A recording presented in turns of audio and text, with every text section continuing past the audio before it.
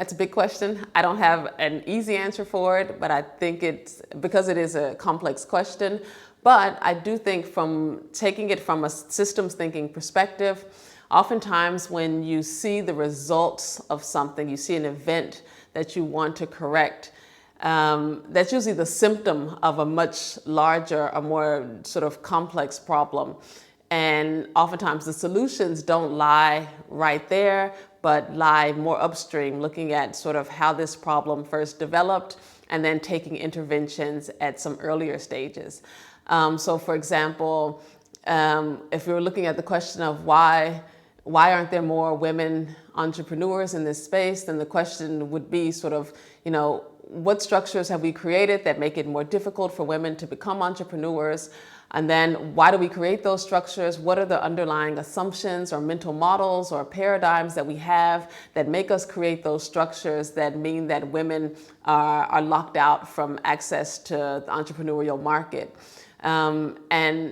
one of the reasons I say this is because from all of the evidence that I've seen from women around the world is that there's nothing inherent in women that makes them not want to participate in the economic development of the space around them. And most of the times you look around, they are participating. Sometimes it's not defined as entrepreneurship, the work that they're doing. A lot of the times the labor that they're doing may not be paid in the same way or may be unpaid or unrecognized, but it's there and they're doing a lot of the same things that typical entrepreneurs are doing, or engaged in a lot of the same thought processes, managing the same types of complexity, managing economies, both micro inside of homes, for example, but also macro inside of larger organizations, but just not recognized for that work. So I think some of the support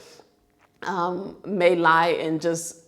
sort of reframing our definitions and broadening our definitions of entrepreneurship to include the work that's already being done by women so that we can support that under the same umbrella of entrepreneurship. And then some of it might also be looking a bit upstream and saying, okay, women experience a lot more time poverty because oftentimes they're juggling both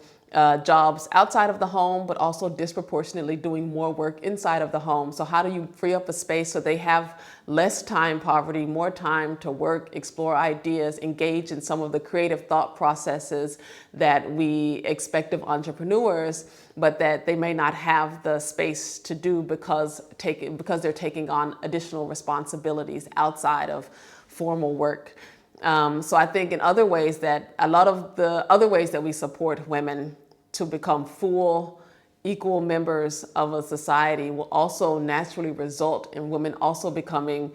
us also seeing more female entrepreneurs, for example, or more women included in all areas of society because they just have more space to be included. So in some ways, I think a lot of it involves upstream work, making sure that we lay the foundation and give women the space and the time and the ability to do work that they're already doing, be recognizing the work that they are doing, putting it under the umbrella of entrepreneurship or work, or even if it's not paid labor, or even if it's not sort of traditional work as the way in the way that we've been defining entrepreneurship. So, and then I also think just kind of getting out of the way, removing as many barriers as possible to entrepreneurship. And then I think the natural result will be that, I mean, women will do it because women have been doing it. And I think we are naturally, just as much as anyone else,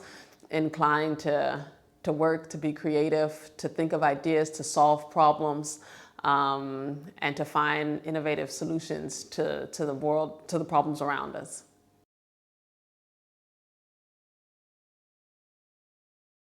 Ooh, I mean, that's a tough question because I think it's such it's a problem that requires that we attack it from so many different angles, and a lot of people sort of come together to surround the problem in a lot of different ways. So I think any initiatives that are focused on providing more equal access,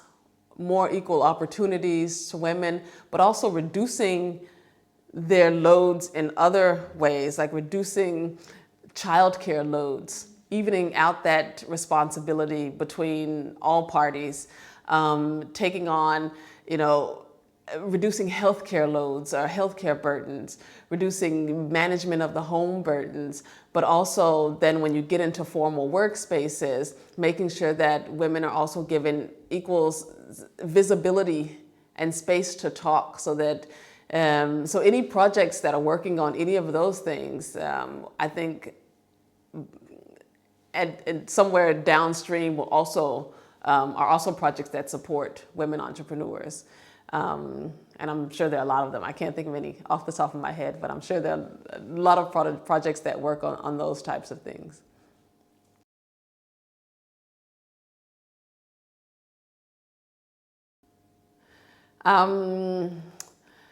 That's a big question. What I would say is that we should be trying to understand the systems that we're a part of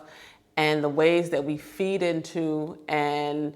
affect the systems that we interact with every day. And the easiest way that I can explain that is if you take, I think there's an analogy of like fish in water. So fish swimming in water don't really have an understanding of water as an entity. They just are in something that they don't realize is affecting the way that they move and the way that they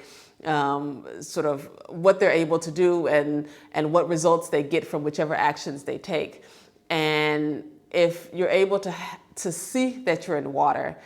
and see and understand how water functions, then you're better able to say like, okay, if I move this way, then this thing happens. If I maneuver in this way, then this happens. If I swim this, if I use these gills, then I get these results. So it gives you better predictability in the system by understanding how the system works. But then you also unlock the ability to understand that there are other things you can be in besides water. You can be in air, you can be on the ground, and those fundamentally change how you maneuver, how you behave, and what results you get from the same behaviors. So I think similarly, we're kind of dumped into cultural contexts, and we forget that we're inside of a cultural context that affects how we maneuver and affects which results we get from the actions we take. And it can feel really confining, and it can feel very restrictive, like we're not in control of what results we get from the actions and the things that we do. But if you start to really understand how those cultural systems or mechanisms work, then you give yourself better ability to maneuver within them. But then you also unlock the ability to say, I can remove myself from this cultural context and get into other contexts, which also may provide me with sort of much broader ability to maneuver and manipulate, which I think, just generally speaking, in terms of solving problems or addressing problems or starting something, is a good way to start to expand your mind and to see which systems that you're a part of, how you're feeding into them, and how you can understand them to impact them in more strategic ways.